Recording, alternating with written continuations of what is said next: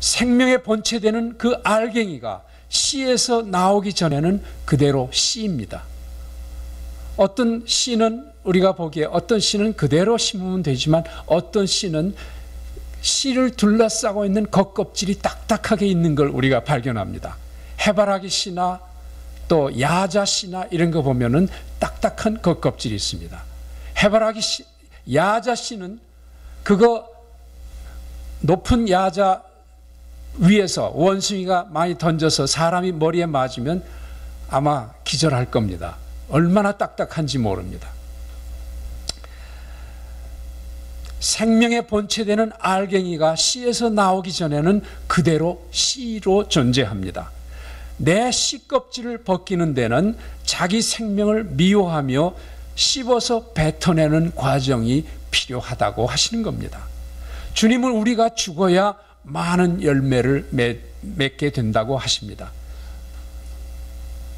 우리가 왜 죽어야 합니까, 주님? 주님은 대답하십니다. 내가 너희들을 위해서 죽지 않았느냐? 그러니 너희도 나를 위해서, 내 이웃을 위해서 죽어주지 않겠니? 쉽지 않겠지. 그러나 내가 많은 열매를 맺어 나를 보내신 내 아버지를 영화롭게 해드린 것 같이 너희도 많은 열매를 맺으면 내 제자가 될 것이야 하고 주님은 우리에게 다정히 말씀하십니다. 할렐루야.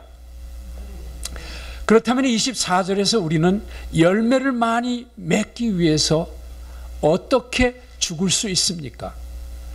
또 25절에서 우리가 어떻게 영생을 얻기 위하여 자기 생명을 미워할 수 있습니까?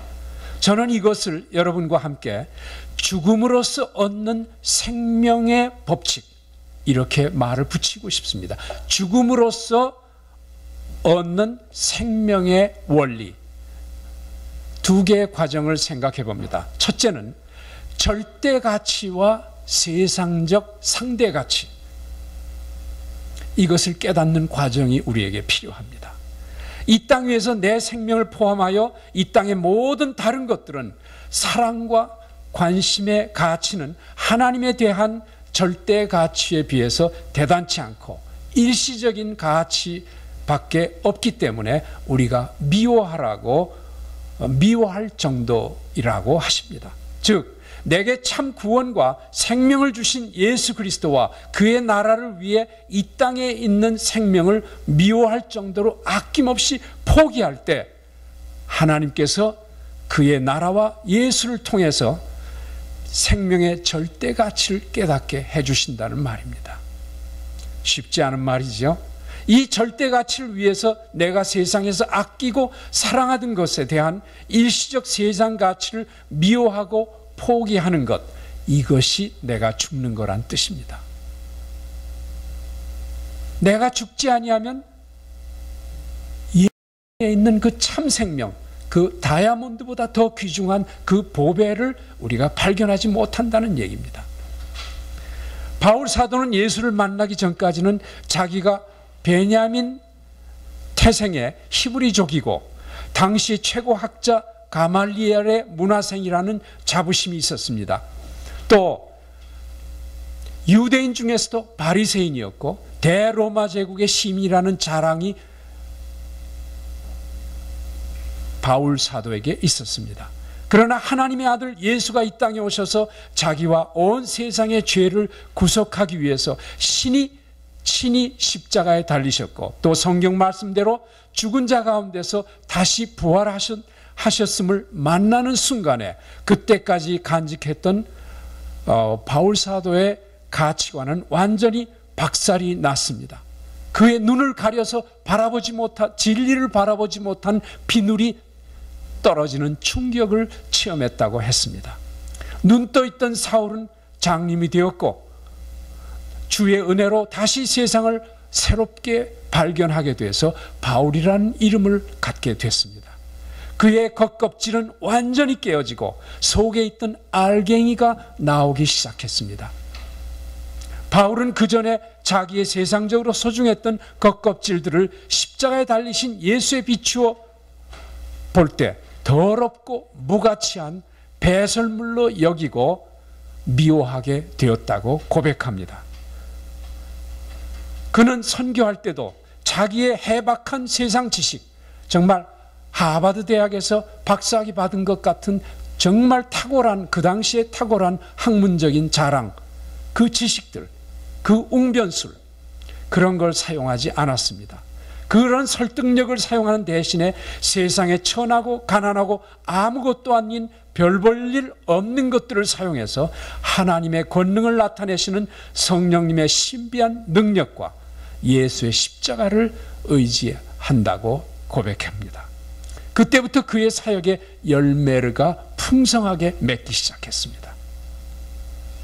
그 후 바울은 결코 과거의 사울로는 돌아갈 수 없는 새로운 사람이 되었던 것입니다. 바울은 어느 곳에 가든지 담대히 고백했습니다. 내게는 예수를 아는 지식이 가장 고상하다고. 두 번째, 자기를 포기하고 부인하는 과정이 필요합니다. 어떻게 자기 생명을 미워할 것입니까? 이것을 자기 포기라고 합니다. 또는 자기 부인이라고 합니다. 주님은 여러 가지 말로 이를 표현하셨습니다. 여러분과 제가 다르지 않다면 성경을 읽으면서 읽을 때마다 만나던 아주 거북한 말들을 여러 군데서 발견했죠. 천국은 마치 밭에 감추인 보화와 같으니 사람이 이를 발견한 후 숨겨두고 기뻐하여 돌아가서 자기의 소유를 다 팔아 그 밭을 샀느니라. 자기의 소유를 다 팔아 그 밭을 샀느니라. 아무든지 나를 따라오려거든 자기를 부인하고 자기 십자가를 지고 나를 쫓아오라. 가서 내 있는 것을 다 팔아 가난한 사람을 주라. 그리하면 하늘에서 보화가 내게 있으리라. 그리고 와서 나를 좇으라. 영생을 얻기 위하여 이 땅에 나의 생명 곧 세상의 온갖 정욕과 자아의 죄성으로 가득 차 실상은 참 생명을 얻는데 해로운 헛된 것들을 벗어버리는 그 겉껍질을 씹어 뱉어내는 과정입니다. 이것은 미랄이 겉껍질을 깨고서 땅에 떨어져서 썩어졌을 때 나오는 과정입니다. 씹어서 깨뜨리고 뱉어내는 과정은 아플 수밖에 없습니다. 그러나 이 과정을 거치지 아니하면 참 생명, 가장 좋은 것이 나올 수 없다는 말입니다. 최근에 아주 정말 감격스러운 사건을 우리 여러분들이나 저나 매스미디어를 통해서 다 듣게 됐어요. 얼마나 여러분들 신났습니까? 짐 킴이라는 사람, 최근에 세계은행 총재, 세계은행이라고 IBRD라고 International Bank of Reconstruction and Development라는 세계의 개발도상 국가들에게는 정말 천사들과 같은 그 큰 은행 조직이 있죠. 그 은행이 엄청난 자산을 가지고 세계의 개발도상 국가들의 그 발전을 위해서 일반 은행들로선 투자할 수 없는 투자를 해줍니다.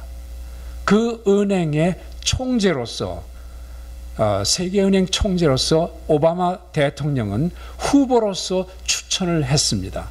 누구를 추천했냐면 한국계 미국인인 김용이라는 사람입니다. 그의 아버지는 치과의사고 어머니는 신학을 공부하신 분이었습니다. 어려서부터와 그리고 커서 하버드 대학에서 의학을 공부할 때까지 그 어머니는 이 세상에서 먹고 살아가는 것은 이제 염려하지 않아도 되니까 이제 너의 삶의 지경을 넓혀라 하고 아들에게 가르쳤습니다. 졸업 후에 이 김용은 동료 의사와 함께 파트너스 인 헬스라는 기관을 만들어서 페루, 루안다 같은 아주 그 개발도상의 미개발 국가들을 다니면서 가난과 질병, 특히 에이즈 환자가 악순환을 이루는 그 환경 속에서 질병 퇴치를 위해 헌신적으로 10수년간을 일해왔습니다. 그의 사역은 루안다의 대통령까지 감동시켰습니다. 어려서부터 하나님 말씀에 입각해서 어머니 지도를 받았던 그는 자기의 학문적인 전문성이나 탁월함, 세상의 성공을 포기하고 고통 가운데 있는 수많은 사람들을 보고 같이 아픔을 느끼고 긍휼을 느꼈던 것입니다. 그의 오랜 헌신은 그 후 아이비리그 10개 유명 대학 중에 하나인 다트머스라는 대학이 있습니다. 그 대학교의 총장으로 선출되게 했습니다. 그러고 나서 또 3년이 지나고 이번에 세계은행 총재로서 거명이 된 것입니다. 그는 총재 제의를 받았을 때 인터뷰한 기자에게 고백을 합니다. 내가 혼자 세계를 다니면서 선한 일을 해본다고 해봤는데 큰 일이 못 됩니다. 나 혼자 하는 것은 아무 의미가 없습니다. 젊은 청년들, 새벽 이슬과 같은 젊은 청년들에게 리더십을 가르쳐서 정말 자기 먹고 사는 것, 그것보다 더 넓은 하나님의 지경이 있다는 것을 가르쳐주고 저들에게 이런 비전을 가지고 세상의 지도자가, 진실한 지도자가 되기를 바라기 위해서 내가 총장으로서 그 임명을 허락한 것입니다. 얼마나 통쾌한, 하나님이 그 말씀을, 그 고백을 들으셨을 거라고 저는 확신합니다. 얼마나 하나님의 마음을 기쁘시게 한 것입니까? 하나님은 마태복음 6장 33절 우리가 익히 아는 먼저 그의 나라와 그의 의를 구하라. 그리하면 이 모든 것을 너희에게 더하시리라 하고 약속을 하시면서 그 약속을 이루십니다. 우리가 죽으면은 미랄의 겉껍질을 깨뜨려서 내가 죽으면은 내가 나의 자아를 부인하고 나를 포기하고 부인하면 내가 죽을 것 같은데 죽지 않습니다. 나의 세상적인 생명이 죽는다는 얘기입니다. 그러나 세상적인 생명이 죽을 때 그리스도의 생명이 내 안으로 들어온다는 얘기입니다. 아멘. 할렐루야. 예수님의 그 죽음으로써 이루는 생명과 열매 원리가 그겁니다. 우리 모두 이 종려주의를 맞아서 주님의 이 놀라운 생명의 원리를 체험하고 그리스도를 환영하는 주간 되기를 축원합니다. 흘러가는 세상의 혼동된 가치 속에서 영생의 절대적 가치를 위해 이 땅에 오셔서 친히 죽으심으로 열매 맺는 진리를 가르쳐 주신 주님을 우리는 환영합니다. 좋으신 주님 감사합니다. 우리 종려주의를 맞아서 고난주간 주인공으로 오신 주 예수, 십자가에 달리신 그 영광의 주님, 승리의 주님을 맞이합니다. 고난주간 주님을 만나게 도와주시고 참으로 이 주간에 고난에 동참함으로써 우리가 겉껍질을 깨고 생명의 주님, 열매 맺게 하시는 주님을 만나게 하여 주시옵소서. 능히 그리하실 주님을 찬양하며 예수님의 이름으로 기도하옵나이다. 아멘.